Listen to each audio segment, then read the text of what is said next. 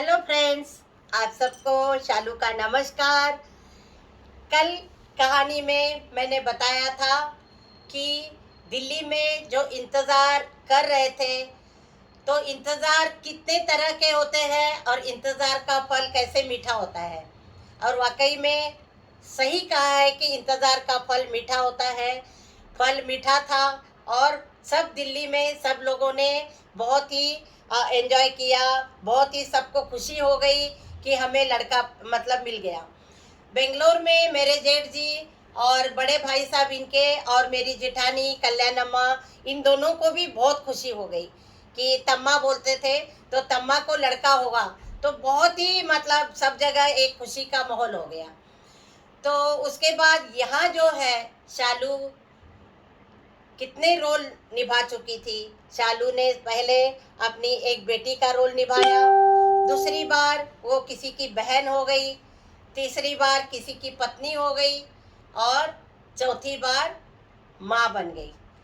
माँ शब्द कितना प्यारा है, माँ में कितनी मिठास है उस आवाज़ में। माँ और कन्नड़ में ताई और मराठी में आई। तो ये जो माँ कहते ही अंदर से एक अजीब सी फीलिंग, मतलब पूरा प्यार उमड़ आता है। और वो होने के लिए माँ बनना ज़रूरी है। देखिए, इतनी तकलीफ के बाद मुझे पूरे 26 घंटे पेन लेने के बाद बहुत ही कॉम्प्लिकेटेड डिलीवरी थी। और जैसे ही इतनी तकलीफ, इतना वो परेशानी, इतना दुख झेलने के बाद जैसे ही लड़का हुआ, तो लड़के की खुशी में सारे 26 घंटे का दुख एक सेकंड में भूल गई। जैसे ही मेरे बेटे की शक्ल मैंने देखी तो मुझे इतना आनंद हो गया, इतना आनंद हो गया। और यहाँ मेरे आई बाबा, जैसे मैं चिल्ला रही थी पेन के समय पे, तो मेरी आई इतने 7 बच्चे होने के बाद भी, देखिए, माँ को अपने बच्चों का दुख नहीं देखा जाता। जैसे मैं चिल्ला रही थी तो मेरी माँ जो है वो बेहोश हो गई। मेरी आवाज़ सुन के वो वहीं पे बेहोश हो गई। और मेरे बाबा जो है वो दीवार पे सिर मार रहे थे कि हे भगवान, इसको मतलब जल्दी डिलीवरी हो जाए। 26 घंटे कोई कम नहीं होते।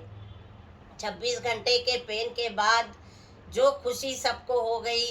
और जैसे इन्होंने कहा था कि वही नयन नक्श, वही स्वभाव, वही मतलब चुलबुला सा, और वही नाक, वही नयन नक्श, और वही शालू का बेटा, बिल्कुल वैसे ही शक्ल, कुछ कमी नहीं थी। और मुझे तो इतनी खुशी हो गई।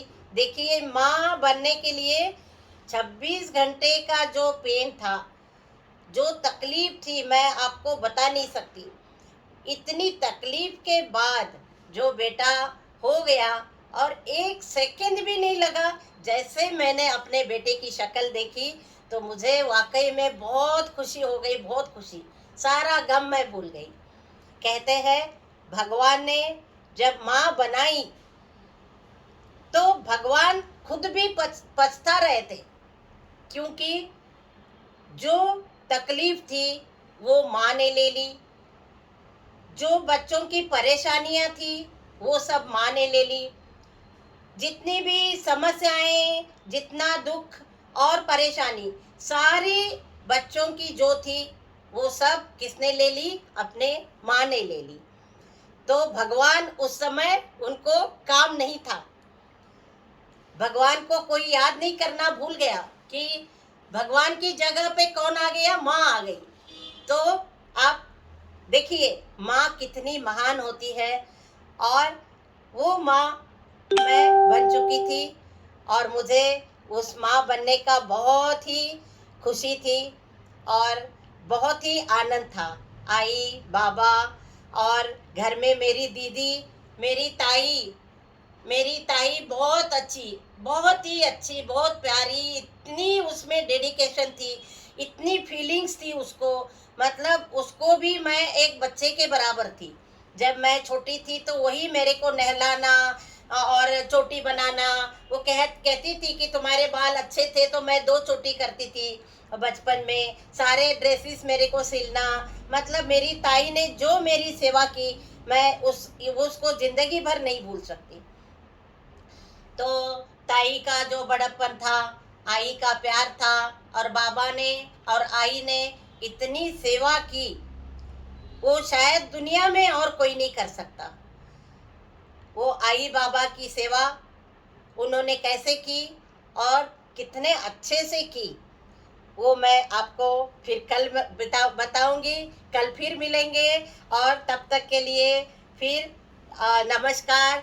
फिर मैं आगे कल आपको मिलूंगी, और आप सबको हैप्पी दिवाली।